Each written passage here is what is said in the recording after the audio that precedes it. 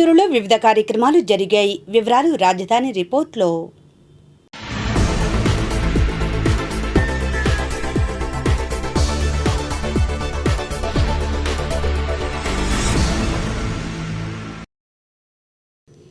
VIT AP విశ్వవిద్యాలయం విద్యుత్ మంత్రిత్వ శాఖ సంయుక్త ఆధ్వర్యంలో కేంద్ర ప్రభుత్వ ప్రజా సంస్థల సంయుక్త సంస్థగా ప్రపంచవ్యాప్తంగా గుర్తింపు పొందిన ఎనర్జీ ఎఫిషియన్సీ సర్వీసెస్ లిమిటెడ్తో కలిసి కీలక రంగాల్లో ఇంధన సామర్థ్యాన్ని వేగవంతం చేయటానికి యూనివర్సిటీ విద్యార్థులు కూడా సహకరించాలని కోరుతూ మార్చి 10 నుండి 14 వరకు విట్ విశ్వవిద్యాలయం క్యాంపస్లో నిర్వహిస్తున్న కార్యక్రమంలో ముఖ్య అతిథిగా పాల్గొన్న national advisor media and government affairs ప్రతినిధి ఏ చంద్రశేఖర్ రెడ్డి కార్యక్రమం వివరాలను మీడియాకు తెలిపారు.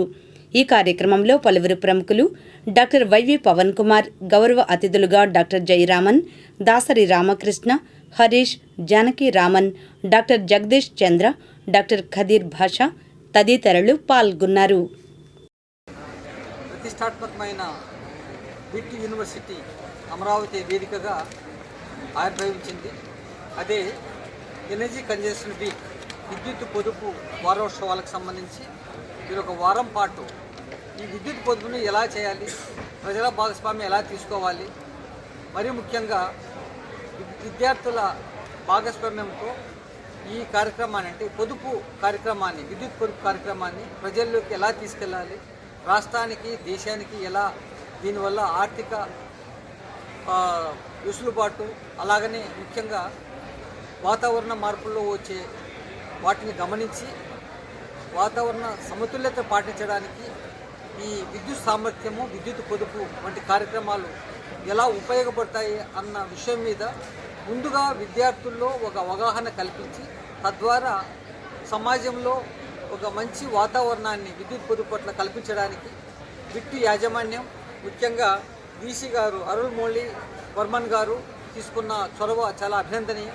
మనందరికీ తెలుసు, కేంద్రంలో ప్రధానమంత్రి నరేంద్ర మోడీ గారు తీసుకున్న చర్యలు ప్రపంచవ్యాప్తంగా ప్రసిద్ధి చెందాయి. అదేంటంటే మనకు మిషన్ లైఫ్ అనే ఒక కార్యక్రమాన్ని వారు మనకు అందించారు COP26 వేదికగా. దాంట్లో దాదాపు 80 కోట్ల మంది ప్రజానీకాన్ని మిషన్ లైఫ్లో భాగస్వామ్యం చేయడం అనేది ప్రధాన ఉద్దేశం.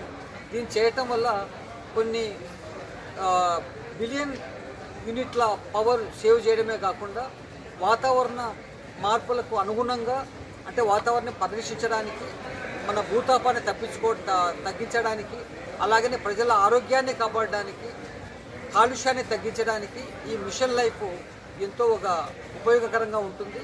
దీన్ని మన ఆంధ్రప్రదేశ్లో కూడా గతంలో ముఖ్యమంత్రి శ్రీ నారా చంద్రబాబు నాయుడు గారు దీన్ని ఆవిష్కరించారు. మిషన్ లైఫ్ని ఆవిష్కరించడంతో పాటు కేంద్రానికి మద్దతు కూడా ప్రకటించారు. ఇది సెంట్రల్ లెవెల్లో ఇప్పటి వరకు అంటే కేంద్ర స్థానంలో 2 ప్రధానమైన వ్యవస్థలు, ఒకటి బ్యూరో ఆఫ్ ఎనర్జీ ఎఫిషియన్సీ, రెండోది ఎనర్జీ ఎఫిషియన్సీ సర్వీస్ లిమిటెడ్, మరియు అన్ని రాష్ట్రాల భాగస్వామ్యంతో 2023-24లో దాదాపు 329.09 బిలియన్ యూనిట్ల విద్యుత్తును ఆదా చేయడం జరిగింది. అలాగనే కాలుష్యం తగ్గించడంలో భాగంగా దాదాపు 321 మిలియన్ టన్నుల కార్బన్ డైఆక్సైడ్ను తగ్గించడం జరిగింది.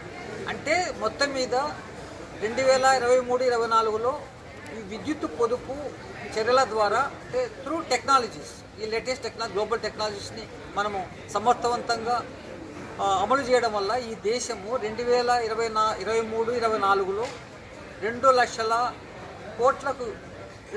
కోట్ల రూపాయల విలువైన పవర్ని మనము సేవ్ చేయగలిగాము. చెయ్యి చెయ్యి కలుపుదాం, అమరావతిని నిర్మిద్దాం అనే నినాదంతో వైద్య విద్యార్థిని, అమరావతి బ్రాండ్ అంబాసిడర్ అంబుల వైష్ణవి తండ్రి డాక్టర్ మనోజ్ రాజధానికి భూములు ఇచ్చిన వెలగపూడి రైతులను సన్మానించారు. అనంతరం రైతులందరూ కలిసి డాక్టర్ మనోజ్ను సన్మానించారు. అనంతరం డాక్టర్ మనోజ్ రైతులు మాట్లాడారు. ఈ సందర్భంగా QR కోడ్ ద్వారా అమరావతి నిర్మాణానికి ప్రతి ఒక్కరూ 116 రూపాయలు జమ చేశారు. ప్రతి ఒక్కరూ అమరావతికి భూములు ఇచ్చారు. దాంతోపాటు ఒక 116 రూపాయలు ప్రతి వ్యక్తి 116 రూపాయలు ఇస్తే మన అమరావతి తొందరగా డెవలప్ అవుద్ది.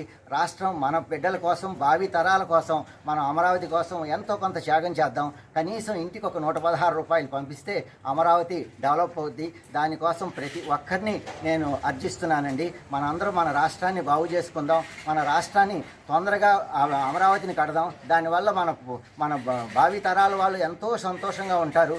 దానికోసం మీరు అందరూ చేయి కలిపి ఈ అమరావతికి జీవం పోద్దాం, రాజధాని నిర్మిద్దాం అనే ఈ సంకల్పంతో, వైష్ణవి పెట్టిన ఈ సంకల్పంతో మనందరం ముందుకొచ్చి మనందరికీ రాష్ట్ర ప్రభుత్వానికి ఒక 116 రూపాయల చొప్పున సహాయం చేస్తారనేది నా ఆశ అండి. ఎంబీబీఎస్ చదువుతా కూడా రాష్ట్ర రాజధానికి చాలా అంత సహాయం చేసినగా వారు వచ్చి మాకు సన్మానం చేయటువంటి మేము వాళ్ళకి సన్మానం చేయాలి. కానీ ఇప్పుడు మనోజ్ గారు తలపెట్టిన కార్యక్రమం చాలా గొప్పది.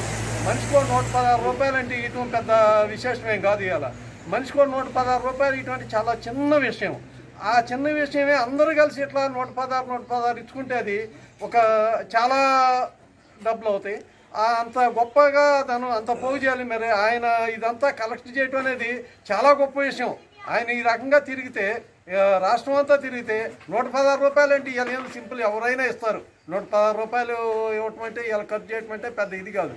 కానీ దాన్ని కలెక్ట్ చేయటం అనేది చాలా గొప్ప విషయం. ఆ గొప్ప విషయాన్ని వారు మరి డాక్టర్ మనోజ్ గారు దాన్ని ఆ కార్యక్రమం చేపడుతున్నారంటే వాళ్ళకి రాష్ట్రం అంతా రుణపడి ఉంటుందని చెప్తున్నాం. మేము భూములు ఇచ్చి రుణపడామని చెప్తున్నారు. మేము భూములు ఇచ్చాము, అది వేరే విషయం. అది కానీ డాక్టర్ గారు కానీ వాళ్ళ పాప కానీ మరి మా కోసం ఇంత చేసి రాష్ట్రం కోసం ఇంత చేస్తున్నారంటే మాకు చాలా సంతోషంగా ఉంది, చాలా ఆనందంగా ఉంది. దానికి 116 కాదు, ఇంకా ఎంత అయినా ఇవ్వచ్చు అనేది నా కోరికగా నేను అనుకుంటున్నాను. చదువుతా డాక్టర్ వైష్ణవి గారు, మనోజ్ గారు, మదనపల్లి వాస్తవ్యులు, ముదినేపల్లి వాస్తవ్యులు ఒక మంచి సంకల్పంతో 1 ఎకరం భూమి అమ్మి రాజధానికి ఇవ్వటము, మళ్ళా ఒక్కొక్కళ్ళు 116 రూపాయలు వసూలు చేసి ఆంధ్రప్రదేశ్ మొత్తం వసూలు చేసి ఒక అమరావతి అభివృద్ధికి పాటుపడడానికి చాలా సంతోషంగా ఉందండి. ఆయన అమరావతి రైతులు సత్కారం చేయడం కదండి. ఇప్పుడు మేము పాదయాత్ర చేసినప్పుడు మమ్మల్ని అనేక రకాలుగా సత్కారాల దగ్గర నుంచి, భోజన సదుపాయాల దగ్గర నుంచి మమ్మల్ని ఎన్నో ఆదుకున్నారండి. వాళ్ళకి ఆంధ్రప్రదేశ్ ప్రజలు చాలామందికి మేము రుణపడి ఉన్నామండి.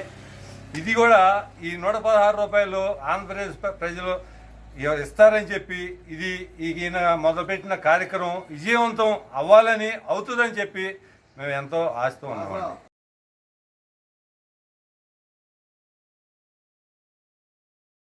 అమరావతి రాజధాని ప్రాంతంలోని తుళ్లూరులో ఎస్ఐలు క్రాంతి కిరణ్, మురళీధర్ ఆటో డ్రైవర్లకు కౌన్సిలింగ్ నిర్వహించారు. రోడ్డు భద్రత, ట్రాఫిక్ నిబంధనలు పాటించడం, ప్రయాణికులతో మర్యాదగా వ్యవహరించడం వంటి అంశాలపై అవగాహన కల్పించారు. నిబంధనలు ఉల్లంఘిస్తే కఠిన చర్యలు తీసుకుంటామని హెచ్చరించారు. ప్రయాణికుల భద్రతకు ప్రాధాన్యం ఇవ్వాలని డ్రైవర్లకు సూచించారు.